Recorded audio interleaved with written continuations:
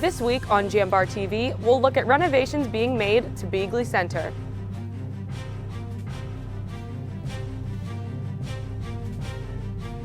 Then we'll take a peek at the Student Press Freedom Day celebration hosted by the Jambar. We'll also jump into the track and field teams in their Horizon League championships. Hello and welcome back to Jambar TV. I'm Scott Chiddock. And I'm Nina Reeder. The Youngstown State University Athletics Department has been externally fundraising to begin renovations for Beeghly Center. Sports editor John Ostapowicz has more.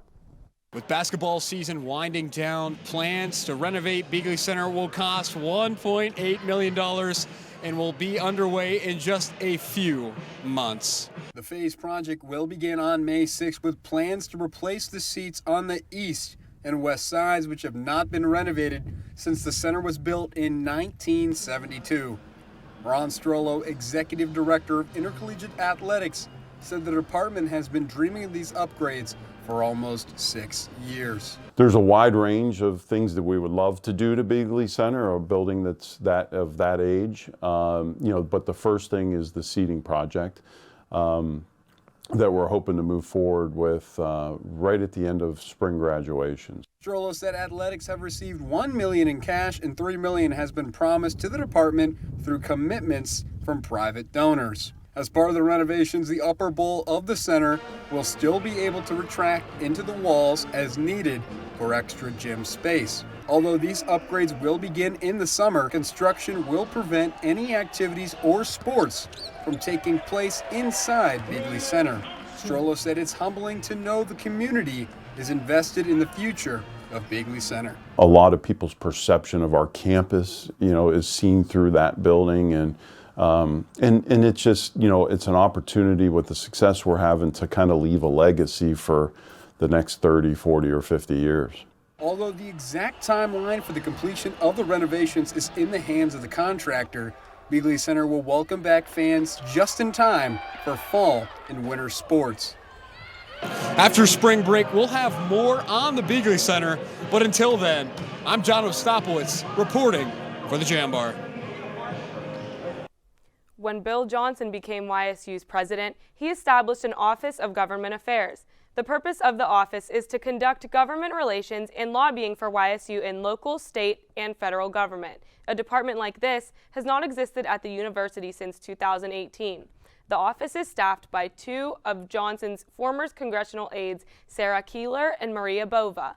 Bova is focusing on local and county governments, while Keeler is lobbying Ohio and national government. Keeler said lobbying in both governments is important. Because important decisions are made. First of all, you're having an encounter with a person. Because important decisions are made in our nation's capital and our state's capital. We don't want to be left behind in those policy decisions in either place. There are also appropriations that go through the Washington, D.C. and Columbus. Ohio State Senator Jerry Serino recently called upon all Ohio University presidents to testify on their university spending. Johnson will be presenting May 8th. 21 stalking cases have been reported on YSU's campus in the last 2 years. YSU Police Chief Sean Varso told the Jambar about the signs of being stalked. First of all, you're having an encounter with a person that you may be familiar with, you may be friends or having a class with them, or they may be a co-worker. These individuals start showing up to your house, to where you live. They start showing up to your class. You start getting DM messages from them. Deputy Title IX Coordinator Madison Jerome added to be aware of your surroundings, be vigilant of what is taking place online or in person, and to always go with your gut feeling. If you ever feel unsafe walking on campus, the YSU Student Security Service provides an escort to anywhere on campus. The service is free of charge. The Rotary Club of Youngstown and the Freemasons of Ohio work in the Youngstown area to promote community welfare. Both organizations strive to give back to their communities through acts of service, charitable donations, and social gatherings. Graduate student and Freemason William Clark said the best thing about joining a civic organization is the sense of family it gives to members. I have had numerous wonderful occasions to meet people beyond the professional level, but on a personal level, mentors and their families that have guided me and made me a better person. I can vehemently say that I would not have had the experiences and I would not be the person I am today should I not have had contact with the Freemasons. Other benefits of civic organizations include networking and educational opportunities, cultural awareness, and personal growth. Alini Scott stepped down as the women's volleyball head coach on February 21st after 6 seasons with Youngstown State University. Scott stated in a press release that she wants to pursue career opportunities outside of coaching, prompting her resignation from the team. Scott said that she is grateful for the chance to have coached at YSU and will miss those from the university. Ron Strollo, the executive director of intercollegiate athletics, thanked Scott for her time and success at YSU. Scott accomplished 47 total wins at Youngstown State, including 21 conference victories. She also led the 2022 Penguins to their first Horizon League tournament appearance since 2014 with an 8-10 conference record. YSU basketball games feature promotions for students to get involved. Jambar reporter Taziah Howard has more. YSU basketball games feature pre-game merchandise for students. Marketing specialist Emily Wiley said promotions bring students into the game. Promotions definitely bring students in, and by giving out free t-shirts, they come in to initially get the shirt, and then they end up staying and having a good time, and it brings them to more games. So they're not necessarily drawn in by free stuff anymore. They're coming to see the athletes play, and they get a feel of how fun the games actually are. As the season has progressed, Wiley had seen significant growth in the YSU sports fan base. Our main goal is to bring people in, and it definitely works because our fans have definitely built over time. As the season grows, our fan base grows as well. When speaking on Beeghly, Wiley said the facility is known for the electric feel it possesses. I think when we played Green Bay, we had about 6,000 people here, and Beeghly's starting to be known for just their electric feel and the electric vibe that the building has during the games. The kids in YSU's athletic community play a role in Beeghly's environment. YSU marketing graduate Patrick D'Onofrio said promotions are all about the kids. For D'Onofrio, setting goals is important to him as he dives deeper into his marketing career. D'Onofrio said one goal he has is to keep striving for the involvement of kids. I would say one goal is to just give kids a chance to keep getting involved, whether that be them playing a game, whether that be getting them on camera, getting them a little souvenir, just any way we can get them involved and really just make them have a good time, and then that'll make the families want to keep coming back to games, so it can kind of build upon our fan base. I think that's really critical. Game day promotions offer a series of fun activities for fans. D'Onofrio mentioned the effectiveness these activities have on the kids when they are able to participate. When you just get kids for different games, it kind of gives them a memory that they're always going to have. So that's, I think, the biggest importance of it is just they get to experience something maybe they've never done before, being in front of a live audience, get to do a task, get to do something, and then it's something they can always remember. As the basketball season comes to an end, promotions will shift to more YSU sports. For JambarTV, I'm Taziah Howard. This week we've had hot and cold, wet and dry, but how are we looking going into the weekend? Zonde has the weather. After this past week's rain, I am excited to say that we will have sunny days ahead with temps even reaching the 70s this weekend. I'll have a more detailed report after the break.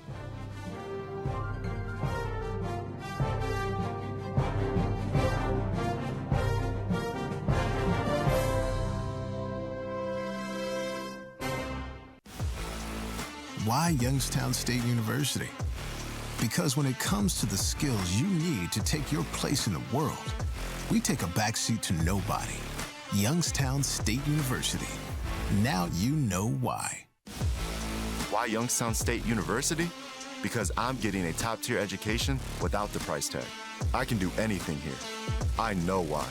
It's not a question, it's the answer. Youngstown State University. Know why.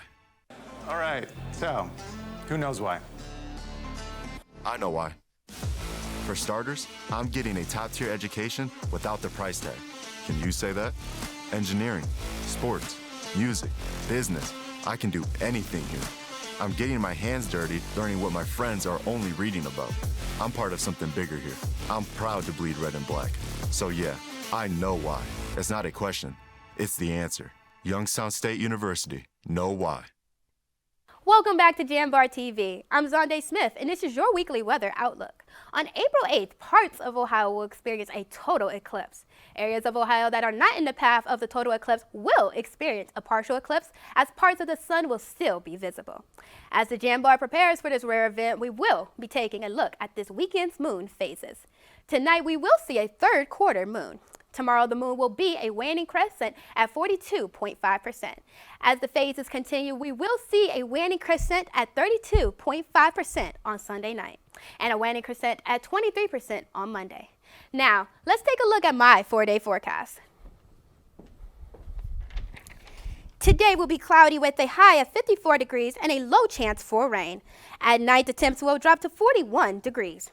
Tomorrow we will see a high of 57 degrees and it will be mostly cloudy with a low chance for rain.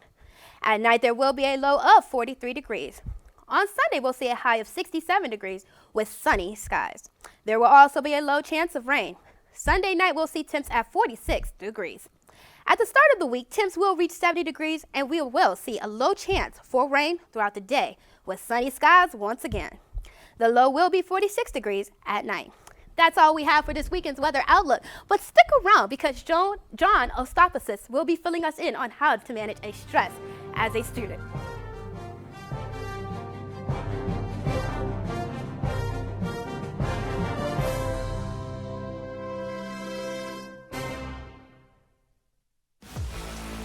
Why Youngstown State University? Because when it comes to the skills you need to take your place in the world, we take a backseat to nobody. Youngstown State University. Now you know why. Why Youngstown State University? Because I'm getting a top-tier education without the price tag. I can do anything here. I know why. It's not a question, it's the answer. Youngstown State University. Know why. All right, so who knows why? I know why. For starters, I'm getting a top-tier education without the price tag. Can you say that? Engineering, sports, music, business. I can do anything here. I'm getting my hands dirty learning what my friends are only reading about. I'm part of something bigger here. I'm proud to bleed red and black. So yeah, I know why. It's not a question, it's the answer. Youngstown State University. Know why. Hello everyone and welcome back to Jambar TV. I'm John Ostapoulos with your Student Life Update. And now we're delving into a topic that affects many of us, especially managing student stress and anxiety. Join Aleska Radenovich as he explores simple yet effective techniques to navigate the pressures of academic life. School is hard, and acknowledging the effects that it has on our mental health is the first step of getting stronger each day. Today, we'll teach you how to manage stress and anxiety using simple techniques from licensed professionals. But let's start by addressing the root and cause of student stress. Natalie Moeller, a licensed clinical social worker from Sterling, Illinois, said the key components of our trauma, stress and anxiety, are regulated by the amygdala in the brain. We smell smoke, right? If we smell a skunk, we know, run, right? So it sends a signal to our amygdala, and the amygdala then decides, oh yes, this is dangerous, and then it puts everything else into motion to keep alive. This is a normal human function that is necessary in everyday life, but sometimes our amygdala can get overstimulated. So how do we calm it down? Well, another part of the brain called the prefrontal cortex is basically amygdala's designated driver. It tells the amygdala that you're not really in danger and that there's nothing to be scared of. So how do we make the cortex do that? Well, these simple techniques and exercises are just for that. Dr. Francine Packard, head of the counseling department at YSU, said to achieve clarity of thought and reduce stress, we need to strengthen our focus muscle. Let's say you're an athlete or you're just somebody that likes to work out. When you go and work out, they tell you put your attention on the muscle group that you're working out. That's because wherever you place your attention is where all your energy goes. So let's focus. Find a comfortable position and relax. Place your hands on your chest, crossed and joined by your thumbs, and lightly tap on your chest. This is called the bilateral tapping, leaving your mind at ease and in the present moment. You can also do this with your feet and your knees. If you're going through stress or anxiety in any kind of setting, I implore you to try these techniques. You're not alone. This is Alexa Radenovic reporting for the Jambar TV. Thanks, Alexa. The Musical Theater Student Organization promotes student theater life on YSU campus through hosting theater-related events. The MTSO was introduced to campus in December of 2023 by Lisa Howard, who suggested the idea to the president of the organization. Mal Earnhardt said the theater department currently has a low faculty count and needs the support that the MTSO offers. And we're not necessarily receiving the direct support that we used to on campus. And I think it's important that there is a group of people within the department that understands what is going on in the department, what we currently need, and then we can supply that to the students. Host opening receptions for their shows, such as the upcoming play Once Upon a Mattress and past showing of a robot play. They also plan to hold a monthly improv event, a cabaret in April, and a chance to build resumes and take headshots. To get involved, students can attend their events to express interests. Literary arts lovers can come together with events hosted by the Poetry Club. The club has held many events, including movie and open mic nights. The most recent event was a poetry coffee date at Prest. President Sarah Kahn said the club has began to build a strong community despite the club struggling to stay afloat a year ago and is always looking for new members. A lot of times people start out by just following our Instagram, or they'll meet someone from the poetry club, and as long as I get your email, then you get emails from me, from our newsletter to keep you up to date. And yeah, in order to just get on the email list, you walk in, you say you want to join, and I'll get you on there. There's no problem at all. So yeah, it's not like you don't gotta pay, and there's not any sort of bureaucratic process. Just show up and we'll love you. You can follow the Poetry Club at YSU Poetry Club on Instagram. Now YSU spring break begins March 4th through the 10th. The Jambar was out asking students and faculty their plans for the break. Here's Billy Jack Cologne with that story. Spring break is coming fast for YSU. With it comes the plans, or lack thereof, students and faculty have for the upcoming days off. Many have big plans for spring break this year. Alexis Swain, a part-time professor in the Health and Human Science Department, is preparing for a big day outside of the classroom, her wedding. For spring break, my fiance is coming up and I have my bridal shower, so looking forward to that.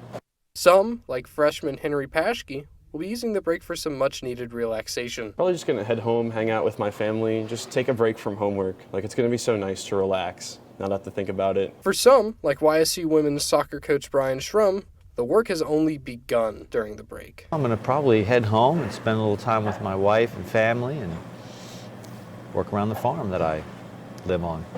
Spring break extends to the Jambar, with the next edition coming out the 14th, followed by JambarTV the next day. Reporting for the Jambar, this is Billy Jack Cologne. Among YSU's many religious groups is a chapter of Campus Impact Ministry International, a oneness Pentecostal club. Impact meets at 4 p.m. every Thursday in the Brashana room of Beeghly Center for prayer and Bible study. The club's president, Ryan Klein, says anyone is welcome to join Impact. The amount of people that feel alone in college, the amount of people that feel depressed is at an alarming rate. And we want to be a group that welcomes people in and gives people an opportunity to see the love that we have one for another and to have a community-based experience here at YSU. Impact is hosting a flag football tournament in March and a YSU campus revival service in April. Dates haven't been set for the events, but they'll be open to anyone. The Youngstown Press Club and the Jambar hosted an event to celebrate Student Press Freedom Day on February 23rd. Jambar copy editor Hannah Worley attended the event. Student Press Freedom Day raises awareness for student media and advocates for free press on school campuses. Diane Fitzpatrick, Executive Director of the Youngstown Press Club, explained the importance of student journalism. We think it's really important that everyone is aware that student journalists are journalists, and they have the same rights and the same responsibilities as professional journalists. The event featured speeches from several members of the Jambar and JambarTV, including Molly Burke, Elizabeth Koss, Christopher Gillette, Cheyenne Gibbons, and Dylan Lux. The public has a right to a free press. The public deserves a free press, and YSU needs a free press. One of the event's sponsors was YSU's chapter of the Society for Collegiate Journalists. Adam Earnhardt, the faculty advisor for SCJ, said many faculty members encourage students to attend the event.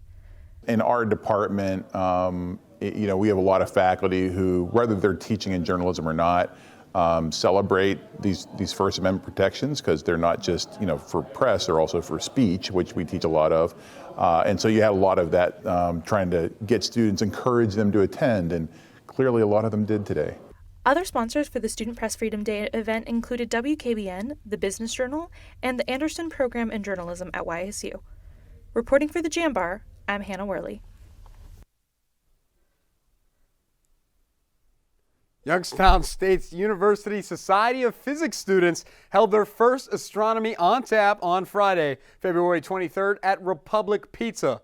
Astronomy on Tap is a national event that is held to promote physics and astronomical research. SPS President Alexa Beyer said the event was a great way to promote community engagement. Like local astronomers and people who love to talk about space, who have space questions, anyone who's even remotely interested in space can come out, they can get some food, they can listen to real astronomers talk about space, they can have their space questions answered all in a really free, accessible, and comfortable environment, right? Beyer gave a presentation on star evolution. SPS Vice President Amanda Keating also gave a presentation on exoplanets. YSU astronomy professor Patrick Durrell gave the final presentation on star collisions. Space and Star Wars themed trivia was held in between each presentation, and attendees could purchase stickers and eclipse glasses. SPS plans on hosting another Astronomy on Tap event before the end of the semester. That's all we have for this week's rendition of your Student Life Update, but stick around for Taziah Howard with the sports update after the break.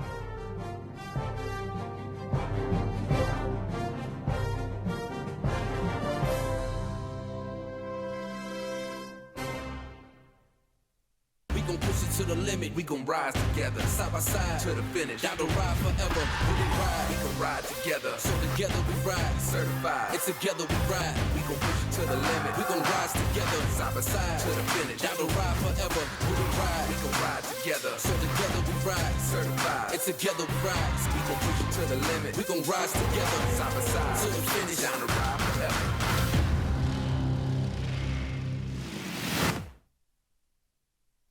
All right, so who knows why? I know why. For starters, I'm getting a top-tier education without the price tag. Can you say that? Engineering, sports, music, business. I can do anything here. I'm getting my hands dirty, learning what my friends are only reading about. I'm part of something bigger here. I'm proud to bleed red and black. So yeah, I know why. It's not a question. It's the answer. Youngstown State University. Know why. Welcome back. I'm Taziah Howard, and this is your weekly sports update.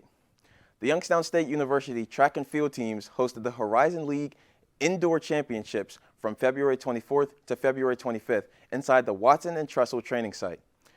To round the championship, the University of Wisconsin-Milwaukee's women's team snapped the Penguins' 7-title win streak, while the men's team earned their 9th straight indoor title. The men's team earned a combined 275 points to set the all-time Horizon League point record, which was set by the University of Notre Dame in 1985. Out of 17 events at the Horizon League meet, Youngstown State won 11 and placed second in 8. fifth-year senior Jakari Lomax became the second ever Horizon League men's athlete to win the same event 5 times. Although the women's squads finished runner-up in the championship, senior Emily B led the way in the women's pentathlon as she won 3 individual titles to combine for a career-best 3,712 points. B said confidence allowed her to win the event while battling an injury. Just to come back, feel strong and confident, and to get the top spot, I was really proud of myself, really, because I haven't had that much confidence in the multis, and I think I finally got it back. With the completion of the indoor season, individual qualifiers will be back in action on March 8th and 9th at the NCAA Indoor Track and Field Championships in Boston. The Youngstown State University men's basketball team traveled to Wisconsin to round out the regular season against the University of Wisconsin-Milwaukee and the University of Wisconsin-Green Bay. The Penguins defeated the Panthers on February 23rd in overtime 84-80. The win was the first time marked in Division I history. The team has won 20 games in consecutive seasons. Fifth-year senior DJ Burns posted his 19th double-double with 16 points and 10 rebounds, while freshman Gabe Dines recorded his first career double-double with 10 points and 11 rebounds. With the win, Youngstown State continued its win streak as it defeated Green Bay Phoenix 71-50. Burns scored his 12th straight double-double with 12 points and 14 rebounds. Burns is currently tied for the 3rd in the NCAA in double-doubles. Dines' offensive efforts earned him the Horizon League Men's Basketball Freshman of the Week. Youngstown State returned home on February 28th and defeated Detroit Mercy 69-55. Before the game, fifth-year senior Brandon Rush said this final season regular game is not to be taken lightly. Honestly, people might think it, but this is one of the most important games of the year, just because of the fact that you're playing a team that has nothing to lose. They have nothing to lose at all. And that's the most dangerous team to play. Burns set the program's Division I single-season rebounding record with 335. After the victory, the Penguins moved to a 22-9 overall record. The Penguins clinched the top 4 seed and will host a quarterfinal matchup on March 7th inside Beeghly Center. Tip-off is set for 7 p.m. The YSU women's tennis team continued non-conference play inside the YSU Indoor Tennis Center. The team hosted Western Michigan University on February 23rd. The Penguins were defeated 5-2 in the matchup. Despite taking the doubles points, winning 2 of their 3 matchups, junior Julia Marco and freshman Lorena Sandeno picked up the 6-3 wins. Seniors Aliska Masarkova and Maria Oliveira won their match 6-4. YSU lost 5 of the 6 single matches. On February 26th, Youngstown State traveled to play the University of Toledo. The Rockets defeated the Penguins 6-1 in the matchup. Marco only had 1 win for the Penguins in number 2 singles. This marks the 3rd straight loss for YSU. The Penguins now have a 2-9 record on the season, with 3 non-conference games remaining before the Horizon League matches begin on March 30th. Youngstown State will travel to take on the West California State University Northridge on March 5th at 5 p.m. Then they will play Fullerton on March 8th at 4:30 p.m. To keep up with women's tennis, visit ysusports.com. At the 7:13 mark on the second quarter, Northern Kentucky University held a 25-7 lead over the Youngstown State University women's basketball team in the February 24th matchup. At the final buzzer beater, YSU defeated the North 68-64. The Penguins played without senior guard Malia Magistro in the matchup because of an illness. Magistro averages 10 points per game for the Gwins. Youngstown State did not lead the game until there was only 1:04 remaining in the game. After a 3-pointer by 5th-year senior Dina Gerals, junior Haley Feary sank a layup with 31 seconds left, giving the Gwins the lead for the final time. Gerals matched her career high with 25 against the Norse, and 5th-year senior Shaylee Kirby had 21. To round out the regular season at home, the team took on Cleveland State University inside Beeghly Center on February 27th. Interim head coach John Nicolay said the pressure down the stretch has helped the Penguins handle adversity.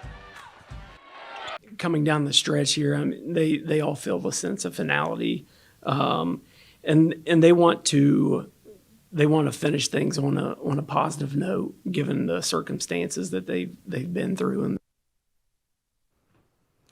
The Vikings were victorious in the matchup 56-53. Kirby led the Penguins in points with 14, and Magistro had 10 points and led the game with 6 assists. CSU's 56 points tied the team's lowest point total in the game this season. YSU fell to 9-10 in Horizon League play, placing them 6th in the standings. The YSU women's basketball team will finish their regular season on the road in Fort Wayne, Indiana on March 2nd for a matchup with Purdue University Fort Wayne. Tip-off is scheduled for 3 p.m. and can be viewed live on ESPN Plus or listened to live on 570 WKBN. That's all we have for this sports update this week. Make sure you stick around for the weather recap. At the start of the weekend, we will see partly cloudy skies and temps in the 60s. The chance for rain will stay low throughout the weekend. On Monday, we will see plenty of sun and temps will be at 70 degrees, which is very close to the 74-degree record high set in 1983. That's all we have for Jambar TV this weekend. Stay safe, Penguins.